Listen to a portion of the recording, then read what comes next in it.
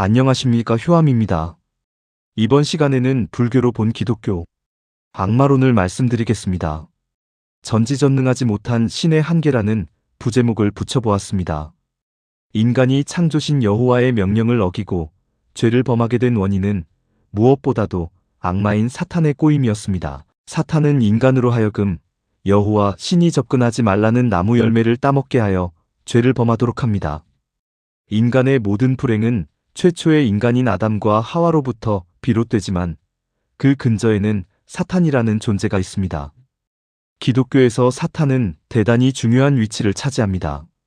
만약 이 세상에 사탄이 존재하지 않았다면 인간의 역사는 정반대로 흘러갔을 것이 분명합니다. 사탄은 죄의 원조로서 인간 세상의 모든 문제가 사탄으로부터 흘러나왔다고 해도 과언은 아닙니다. 사탄은 수많은 마귀들을 거느리고 있으며 신의 일을 반대하며 파괴하려 듭니다. 창조 이래 지금까지 사탄은 인간계를 교란시키고 인간들에게 죄를 범하게 하고 있으며 신의 역사와 섭리를 방해합니다. 사탄은 끊임없이 인간들을 파멸시키고 신과의 사이를 멀어지게 만들려 하는 것입니다. 많은 기독교인들은 기독교를 제외한 모든 종교를 사탄이 능력을 부려 만들었다고 믿고 있으며 불교도 예외가 아니라고 주장합니다. 그렇다면 이와 같은 악마는 어디에서 비롯되었으며 그 정체는 무엇인가요? 원래 사탄은 신이 창조한 천사들 가운데 가장 영화롭고 신뢰받는 천사의 우두머리였습니다. 이 세계가 창조되기 이전에 신은 이미 인간보다도 순수하고 영특한 천사들을 만들었는데 그 가운데에 사탄은 가장 높은 위치를 차지하는 천사였다고 합니다. 신이 하늘의 군대인 천사들을 창조한 이유는 순전히 신을 찬양케 하고 신을 보좌하기 위함이었습니다. 구약성서의 3대 예언서 가운데 하나인 에스겔 28장에는 여호와가 이 사탄을 얼마만큼 신뢰하고 사랑하였는지 상세히 언급돼 있습니다. 그뿐만 아니라 사탄은 신으로부터 엄청난 권세를 위임받은 존재이기도 합니다. 신은 그를 우주의 머리로 삼고 하늘과 땅의 모든 피조물들을 그의 손아래에 두게 할 만큼 큰 주권을 부여했다고 합니다. 또 하나의 대예언서인 이사야서에서는 사탄의 이름이 새벽녘 동쪽 희늘에 뜨는 밝은 별인 금성을 가리키는 계명성이었다고 적고 있습니다. 사탄은 계명성처럼 천사들 가운데에서도 가장 빛나는 존재로 신의 창조물 가운데 으뜸가는 존재라는 의미입니다.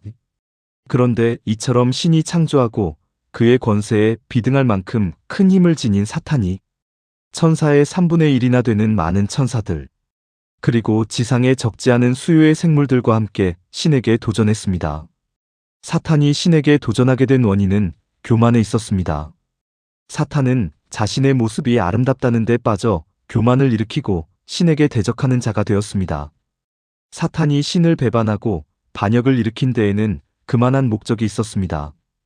그 목적은 다름 아닌 신과 동등한 위치를 가지는 것이었습니다. 하지만 신은 이 같은 사탄의 행위를 좌시하지 않았습니다. 즉시 심판을 감행하여 사탄을 징계했습니다.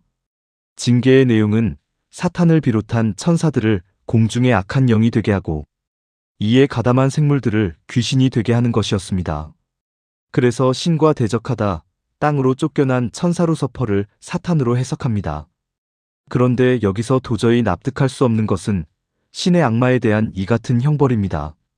신은 악마에 대해 심판을 내렸음에도 불구하고 아직까지도 형을 집행하지 않고 있다는 사실입니다.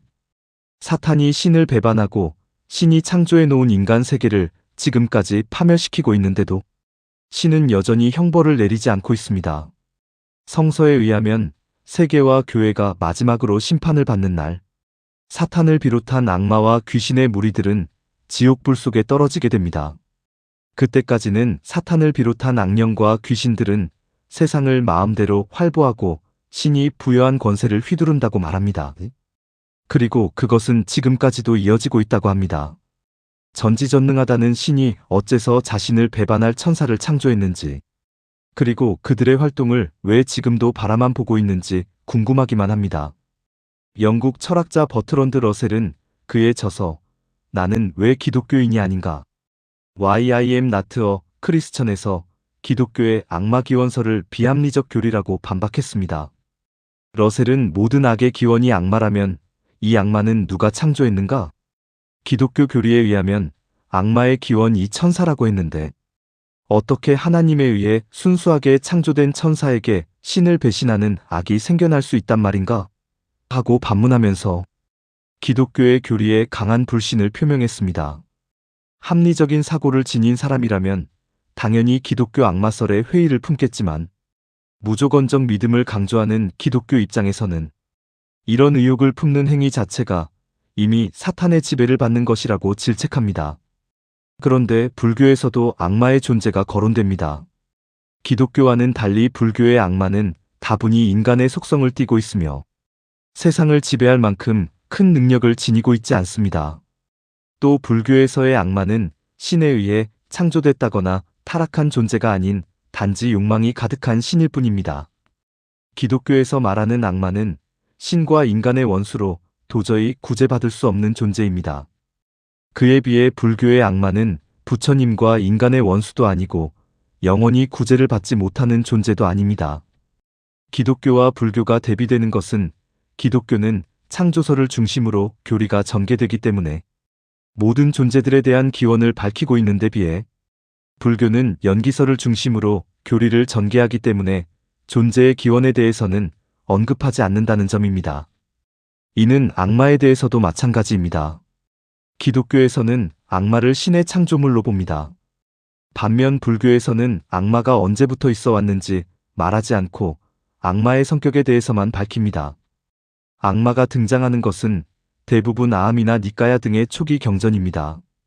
초기 경전에서 악마의 이름은 파순으로 불리는 파피아스이고 천상의 타와자제천이라는 곳에 머뭅니다. 파피아스란 악한 자, 죽이는 자라는 의미입니다. 타와자제천은 6개 천상 중에서 가장 뛰어난 천상계로 오용락이 충만한 행복의 세계입니다. 파피아스는 스스로를 우주의 창조자라고 착각하면서 세상을 자신의 지배권에 넣으려 합니다. 그는 기독교의 악마와는 다르게 세상의 바른 법을 파괴하고 중생들을 욕망의 세계로 이끌어 감각적 쾌락에 빠지도록 하는 데만 신경을 씁니다. 특이한 점은 악마 파피아스가 인간들이 욕망에 의해 행복을 누리는 삶을 크게 기뻐한다는 것입니다. 단지 부처님과 같이 오용락을 벗어난 해탈의 삶을 사는 모습을 극히 싫어할 뿐입니다. 파피아스는 인간들을 오용락에 빠뜨려 타락의 길을 걷게만 할 뿐, 인간을 직접적으로 괴롭히거나 죄를 짓도록 유도하지는 않습니다. 부처님이 보리수 아래에서 성도하기 전 파순이 나타나 성도를 방해한 이유는 부처님의 깨달음으로 인해 쾌락의 세계가 파괴되는 것을 두려워했기 때문입니다. 재미있는 것은 파피아스가 가끔 부처님이 설법할 때에 참석하여 큰 환희심을 일으키기도 하고 부처님을 찬탄하기도 한다는 점입니다. 서로 적대적 관계를 맺고 있는 기독교의 사탄과 신의 양상과는 아주 다릅니다. 그런데 여기서 꼭 짚고 넘어가야 할 것은 불교의 악마는 인간밖에 존재하는 외적 대상이 아니라는 점입니다. 말하자면 불교의 악마는 인간 내면에 존재하는 갖가지 욕망과 번뇌를 인격화시킨 것입니다. 부처님께서 성도하기 직전 파순에게 너는 욕망이며 게으름이며 허영이며 존재에 대한 집착이며 라고 표현한 것만 보아도 그렇습니다. 초기 불교 경전 안구따라 니까야에도 라다라는 제자가 부처님께 악마의 정체를 물었을 때 온 이 악마이며 그곳에 죽이는 자와 죽는 자가 있다고 대답하기도 했습니다. 이는 악마라는 존재가 결코 인간의 몸과 마음을 떠난 것이 아니며 인간이 오온을 지니고 감각적 쾌락에 붙잡혀 있는 한 그대로 악마라는 뜻입니다. 그런 의미에서 불교의 악마는 기독교와 같이 신의 심판에 의해서가 아닌 자신의 노력을 통해 제거될 수 있는 존재인 것입니다. 감사합니다. 다음 시간에는 기독교 귀신론을 말씀드리겠습니다. 나무 시아본사 석가모니불